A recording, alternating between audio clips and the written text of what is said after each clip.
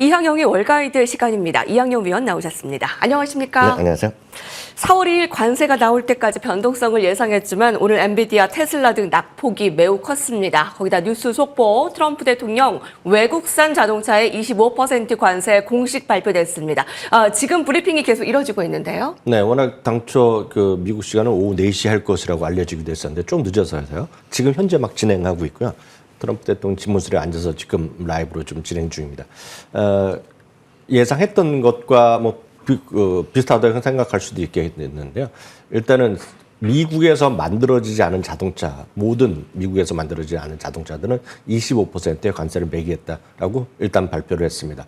부품은 지금 해당 사항이 없는 것 같고요. 여하튼 자동차만 갖고는 그 만들어진 자동차, 자동차는 미국에서 만들어지지 않았으면 25%. 이분의 말로는 지금 모든 자동차라고 그랬습니다. 여하튼 25%의 관세를 매긴다는 것이 발표됐고요. 지금 현재 진행형이기 때문에 좀 더 자세한 내용 이런 것들은 저희 모니터의 다른 속보 시간이라든가 내일 좀 더 자세한 내용 전해드릴 수 있을 것 같습니다. 여하튼 오늘 이것들이 이미가 미리 그 얘기가 알려지면서 오늘 자동차 주식은 테슬라도 좀 빠졌고요. 그리고 포드는 약간 강보합적으로 마감됐는데 GM이라든가요, 스텔란티스 그리고 미국에 상장돼 있는 외국계 자동차들도 전부 다 오늘 좀 많이 좀 빠진 하루가 되겠습니다. 미국에서 만들어지지 않은 모든 자동차에 25%의 관세를 발표했습니다. 거기다 부품은 좀 제외가 됐고요. 이제 지금 브리핑이 이뤄지고 있는데 사실 오늘 장 마감 이후에 바로 나오기로 했는데 좀 여성연합 행사로 좀 뒤로 미뤄지면서 트럼프 대통령이 지금 발표 진행 중입니다. 좀 더 자세한 추가 내용들 계속 전해드리도록 하겠습니다. 자, 오늘의 인사이트 확인합니다.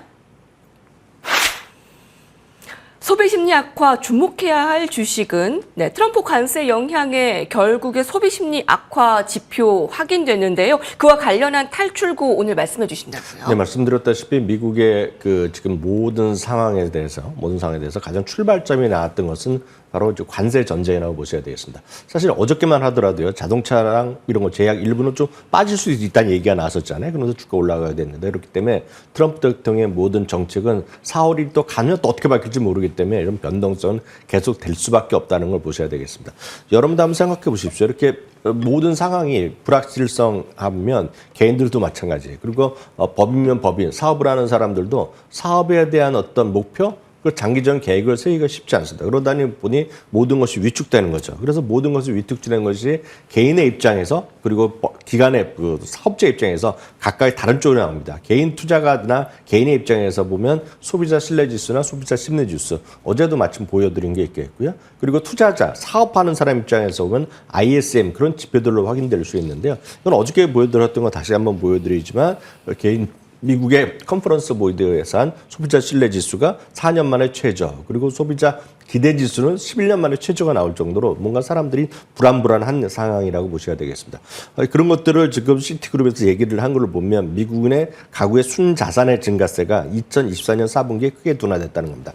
순자산이라는 것은 모든 자산을 합친 겁니다. 여기에 주식 가치도 들어가고 채권도 들어가고 갖고 있는 예금 다 모두 들어가고 당연히 주택도 들어가는 건데요. 이런 것들이 최근 5분기 중 가장 낮아졌는데 이런 것들이 결국은 부의 위축 효과를 갖고 나는 거죠. 전체 자산의 증가세가 둔화된다는 얘기죠. 그러면 바로 이런 것들이 소비자 심리 악화를 갖고 올 수 있다는 겁니다. 이런 것들이 모두 나타나면서 이 소비자 심리 지수 자체도 많은 분들이 주가는 뭐지만 트럼프의 1기 때랑 2기 때랑은 상황이 좀 많이 다르다는 걸 보여주고 있습니다. 그런 관점에서 투자자는 어떻게 행동해야 되는지 기본적으로 보면 변동성이 적은 걸 가는 것은 아주 당연한 어떤 반응이 될 수밖에 없겠는데요.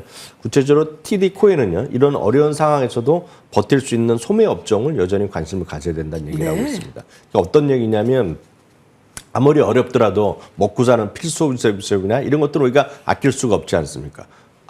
예를 들어 아기가 있다고 생각해 보시면 분유 같은 거 먹일 수밖에 없잖아요. 아낄 수가 없지 않습니까? 다만 분유를 조금이라도 저렴한 데 곳에서 사고 싶겠죠. 같은 제품이라면. 그런 관점에서 이들이 TD코에는 그런 것들을 좀 시장이랑 변동성에서도 좀 살아남을 수 있는 것들을 하는 거죠. 그러니까 같은 제품이면 똑같은 컬러 때문에 조금 저렴한 걸 찾고 또 저렴한 거를 더 싸게 살 수 있는 곳에 찾아가는 그런 분위기라고 이해하시면 되겠습니다. 주목할 만한 주식을 몇 가지를 얘기하고 있는데 특이한 것은 플래닛 피트니스라는 기업을 얘기하고 있습니다.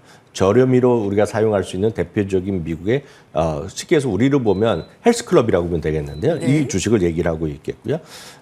우리나라와 달리 서양 사람들은 많은 분들은 자동차를 오래 타면서 자동차를 직접 수리하고 고치고 이런 것들을 많이 있기 때문에 우리나라 이런 업체 자체가 별로 발달이 안 돼 있는데 자동차 부품을 파는 곳이 주요 그 쇼핑몰보다 다 있습니다. 미국은요. 해외에는요. 그게 대표적인 것이 오레일리 오토모티브인데 이런 것들을 얘기를 하고 있겠고요.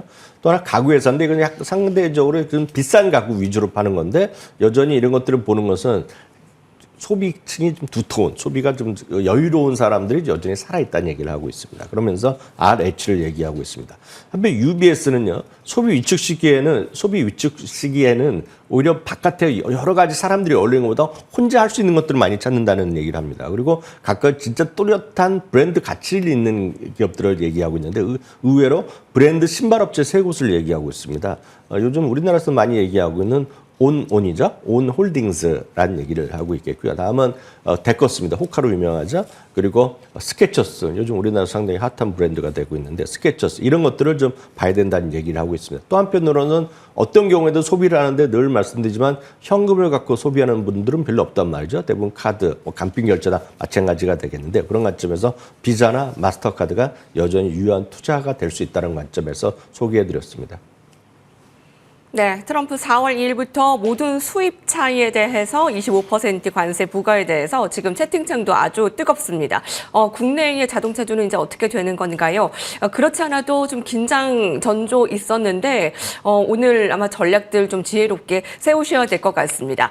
자, 인사이트 가운데서 사실 어제도 많은 시청자분들께서 좀 의견을 주셨는데요. 이런 인사이트를 보면서 좀 긴장되는 시장 안에서 좀 인사이트를 좀 주시는 것 같아서 너무 좋았다라는 의견들 있습니다. 저희 아직 지금 나가지는 않고 있는데, 예, 계속 좀 전해드릴게요. 자, 오늘의 헤드라인 살펴보도록 하겠습니다. 엔비디아 겨냥 환경 규제 강화 어쩌나요? 정말 오늘 엔비디아가 크게 하락했습니다. 중국에서 환경 규제 강화로 엔비디아를 때리는 모습이었는데 살펴주실까요? 네, 그 파이낸셜 타임즈가 처음에 이제 보도를 하기 시작하면서요, 다른 언론에서도 이제 인용하거나 그래서 확인하고 있는데 다시 한번 말씀드리면 이런 뉴스는 전체적으로 아직까지 뭐 확인됐다나 누가 공식 발표한 건 없다라고 보셔야 되겠습니다. 다만 파이낸셜 타임즈 기사를 기준으로 좀 제가 소개를 해드리면 중국에서요, 그들의 표현으로 보면 첨단 칩 사용에 대한 에너지 효율 규정을 도입했습니다. 이유는 어떤지 다들 아는 거죠. 결국은 미국에서 수입하는 엔비디아를 어떤 대상으로 하고 있다라고 우리가 추정하고 있고 파이낸셜 타임즈도 그렇게 얘기하고 있는데요. 중국의 최고 경제 기획하는 그런 플래닝하는 그런 곳이 국가발전개혁위원회라고 있다고 합니다. 여기서 이제 했다는 것인데요. 중국 기업들한테요, 신규 어떤 데이터 센터나 기존 시설을 확장할 시에 너희들이 사용하는 칩이 얼마만큼 에너지 효율을 갖고 에너지 환경을 지키면서 만들어낸 칩이냐, 이걸 갖고 이제 정했다고 얘기하는 건데요. 그것이 이제 대상이 되는 것이 쉽게 해서 H20이라는 칩입니다. H20이라는 것은 미국에서 첨단 칩을 수출을 규제하면서 H20은 중국에 팔아도 된다라고 합의가 됐던 것인데요. 구체적으로 딱 얘기를 했는지 안 했는지 우리가 알 수 없죠. 중국 내부적으로 공산당에서 어떻게 했는지 모르겠지만 압박을 H27을 칩을 구매하지 말라고 압박을 하고 있다는 겁니다. 지금요. 그것이 이제 보도가 됐다라고 보셔야 되겠고요. 네. 파이낸셜 타임즈는 그렇게 되면 총 그들을 계산해 보면 170억 달러 정도의 어떤 그런 어떤 마이너스 요인이 있을 수 있다는 얘기를 하고 있다는 것 정도로 보셔야 되겠습니다. 다만 이 뉴스 때문에 주가는 엔비디아도 많이 떨어지고요. 오늘 AMD도 떨어지고 막 다 떨어졌는데 결국은 이런 뉴스가 시장에 어떤 영향을 미칠지 정말 사실인지 아닌지 모르겠지만 이런 것들이 오늘 시장에서 악영향을 미쳤고 이 부분은 결국은 관세 전쟁으로 비롯하고 결국 칩을 규제를 개발하고 양국에서 미국과 중국에서 으르렁거리는 이런 사태를 보여주는 단면적인 뉴스 중에 하나다라고 보셔야 되겠고 주식 투자자는 오롯이 이런 쪽에 반영될 수밖에 없는 안타까움이 있는 거죠. 네. 자, 이렇게 이제 관세 정책이 주가로 타격을 받고 있습니다. 미국과 중국이 으르렁하는 사이에 타격을 받는 건 이러한 주가. 예, 제가 여기서 살아남는 방법들 저희 헤드라인에서 계속 살펴보고 있는데요. 다음 살펴보시죠. 생존 능력의 위주의 주식을 선택하세요.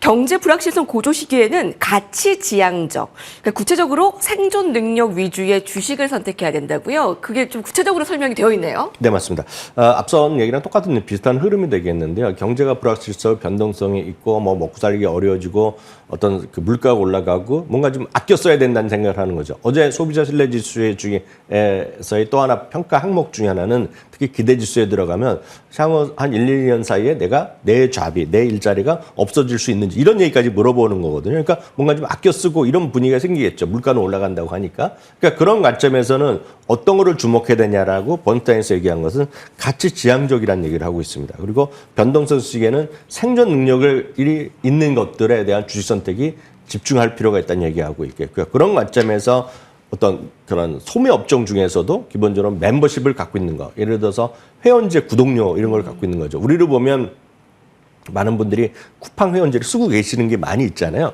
쿠팡을 쓰니까 많은 분들이 야, 기왕 쿠팡에서 몇천 원 안 내더라도 쿠팡에서 기왕 쓰겠다. 이런 분들이 생길 수 있는 거 아닙니까? 그런 관점에서 어떤 구독제로, 그것도 구독제도 새로운 게 아니라 오랫동안 탄탄한 고객 기반을 갖고 있는 사람들의 입장에서 보면 이게 아무로 바뀌지 않을 거란 얘기죠. 그래서 그렇게 되면 세상이 어려워질수록 오히려 그런 사람들의 능력치가 올라갈 수 있다. 그런 관점에서 종목을 3개를 얘기하고 있습니다. 오늘 뻔히 잘 아실 것 같은데요.